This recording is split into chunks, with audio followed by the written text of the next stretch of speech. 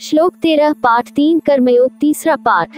यज्ञशिष्टाशिनः संतो मुच्यन्ते सर्वकिल विषय भुंजते त्वघ पापा ये पचन्त्यात्म कारणात्। यज्ञ से बचे हुए अन्न को खाने वाले श्रेष्ठ पुरुष सब पापों से मुक्त हो जाते हैं, और जो पापी लोग अपना शरीर पोषण करने के लिए ही अन्न पकाते हैं वे तो पाप को ही खाते हैं। 13 व्याख्या। इस श्लोक में भगवान श्री कृष्ण यज्ञ, हवन या पूजा के महत्व को बताते हैं और कर्म करने के सही तरीके की व्याख्या करते हैं। यज्ञशिष्टाशिनः संतो, इस अंश का अर्थ है कि जो लोग यज्ञ का भाग अशिष्ट लेकर खाते हैं वे संत और पुण्यात्मा होते हैं। यज्ञ का अर्थ केवल धार्मिक अनुष्ठान नहीं है, बल्कि समाज और ब्रह्मा के प्रति एक उचित और अहंकार रहित योगदान भी है। यज्ञ में अर्पित अन्न और अन्य सामग्री को ग्रहण करने वाले लोग पवित्रता और धर्म का पालन करते हैं। मुच्यन्ते सर्वकिल विषय, इसका तात्पर्य है कि जो लोग यज्ञ के शिष्ट अन्न का सेवन करते हैं वे सभी पापों से मुक्त हो जाते हैं। इस प्रकार यज्ञ के शिष्ट अन्न को ग्रहण करने से व्यक्ति अपने पापों का नाश करता है और जीवन की बुराइयों से दूर होता है। भुंजते त्वघ पापा, यहाँ भगवान कह रहे हैं कि जो लोग केवल अपने स्वयं के लिए खाना बनाते हैं और दूसरों के लिए कुछ भी नहीं छोड़ते वे पाप के भागी होते हैं। अर्थात वे अपने कर्मों में स्वार्थी होते हैं और समाज के प्रति कोई योगदान नहीं करते। ये पचन्त्यात्म कारणात्, इसका मतलब है कि जो लोग केवल अपने स्वार्थ के लिए भोजन पकाते हैं वे पाप का भोग बनते हैं। वे अपनी इच्छाओं और स्वार्थ के लिए ही खाना पकाते हैं और दूसरों के लाभ का ध्यान नहीं रखते। इस श्लोक का सारांश यह है कि आत्मनिर्भरता और स्वार्थ की बजाय अपने कर्मों और संसाधनों को समाज के लाभ के लिए उपयोग करना चाहिए। यज्ञ की भावना को अपनाते हुए स्वार्थी कार्यों से बचना चाहिए ताकि एक पवित्र और धर्मयुक्त जीवन जिया जा सके। श्लोक 14-15 पाठ 3 कर्मयोग तीसरा पाठ। अन्नात् भवन्ति भूतानि पर्जन्यादन्न संभवः यज्ञात् भवति पर्जन्यो यज्ञः कर्मसमुद्भवः कर्म ब्रह्मोद्भव विद्धि ब्रह्माक्षरसमुद्भवम् तस्मात् सर्वगतं ब्रह्म नित्यं यज्ञे प्रतिष्ठितम्। संपूर्ण प्राणी अन्न से उत्पन्न होते हैं। अन्न की उत्पत्ति वृष्टि से होती है, वृष्टि यज्ञ से होती है और यज्ञ विहित कर्मों से उत्पन्न होने वाला है।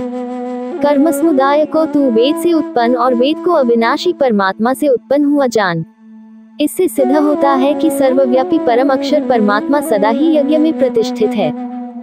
14-15 व्याख्या। इस श्लोक में भगवान श्री कृष्ण कर्मयोग के सिद्धांत को स्पष्ट कर रहे हैं। अन्नात् भवति भूतानि, इस वाक्य का तात्पर्य है कि सभी जीवों का भौतिक शरीर अन्न खाना से उत्पन्न होता है।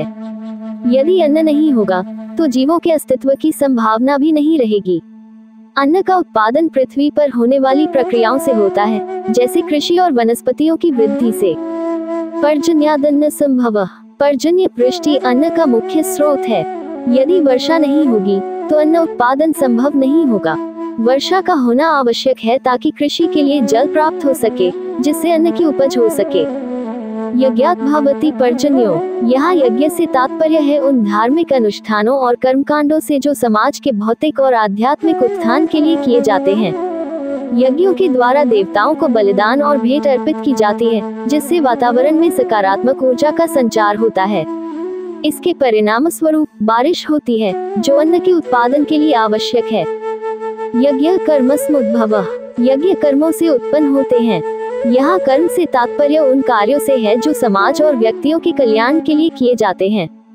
यज्ञों के माध्यम से केवल आध्यात्मिक लाभ नहीं होता, बल्कि यह भौतिक आवश्यकताओं को भी पूरा करने में सहायक होते हैं। सारांश। इस श्लोक के माध्यम से भगवान श्री कृष्ण ये बताना चाहते हैं कि जीवन के लिए आवश्यक सभी चीजें एक दूसरे पर निर्भर करती हैं। अन्न की प्राप्ति वर्षा पर निर्भर है और वर्षा यज्ञों के माध्यम से होती है। इसलिए कर्म और यज्ञों का पालन जीवन के समग्र संतुलन और कल्याण के लिए अत्यंत महत्वपूर्ण है। 15 इस श्लोक में भगवान श्री कृष्ण ने कर्म और यज्ञ के आध्यात्मिक महत्व को स्पष्ट किया है। आइए इसे विस्तार से समझते हैं। कर्म ब्रह्मोद्भव विद्धि, यहाँ कर्म से तात्पर्य है कि सभी कार्य और कर्म ब्रह्मा सृष्टि के कर्ता से उत्पन्न होते हैं। ब्रह्मा की सृष्टि के बिना कोई भी कार्य नहीं हो सकता। इसका मतलब है कि कर्म का मूल और आधार ब्रह्मा ही है। ब्रह्माक्षरसमुद्भवम्, ब्रह्मा अक्षर ब्रह्म अंतरराष्ट्रीय अमर और शाश्वत तत्व से उत्पन्न होते हैं। अक्षर